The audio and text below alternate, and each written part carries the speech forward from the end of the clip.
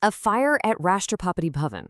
I mean, just imagine seeing that headline pop up on your phone. It's enough to make your heart skip a beat, right?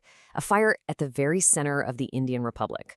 But what really went down on October 21st, 2025?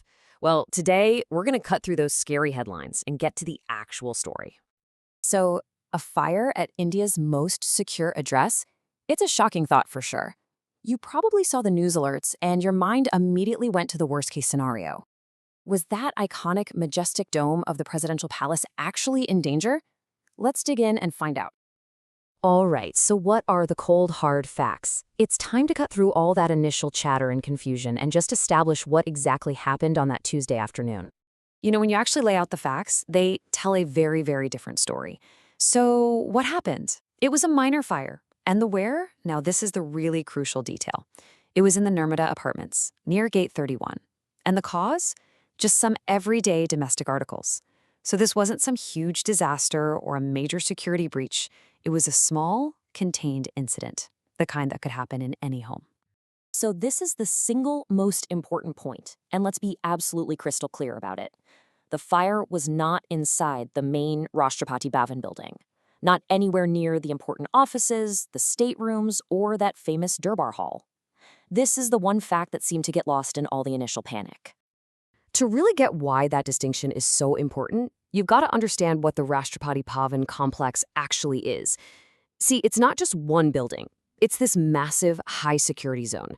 It's got the main presidential palace, of course, but it also has residential buildings for staff, like the Narmada apartments. And that's where the fire happened, in a residential flat. Yeah, inside the secure area, but totally separate from the palace itself.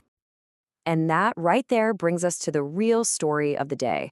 Honestly, it isn't about the fire itself. It's about the response. Because what we saw was, frankly, nothing short of a masterclass in how to handle an emergency. And this timeline just shows how unbelievably efficient it was. Okay, so the call hits the Delhi Fire Services at 1:51 p.m. Less than a minute later, I mean, think about that, 5 fire tenders are already on their way. And by 2:15 p.m., just 24 minutes after that first call, the fire is completely under control. That is just an incredibly fast and decisive response. 20 minutes. That's the key number here. From the moment they arrived to the moment the threat was neutralized, it took just 20 minutes.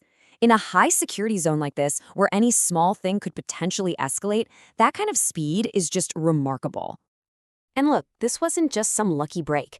It was pure professionalism.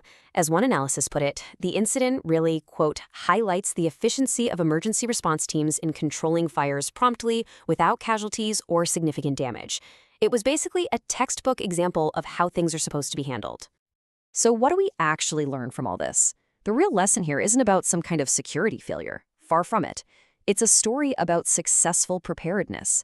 It's a perfect example of a system working exactly the way it's designed to. So let's just quickly run through the key outcomes. First, and this is the most important thing, 0 casualties. Nobody got hurt. The fire was put out with incredible speed, which stopped it from spreading to any other buildings. What we saw was swift, effective action in one of the country's most sensitive areas.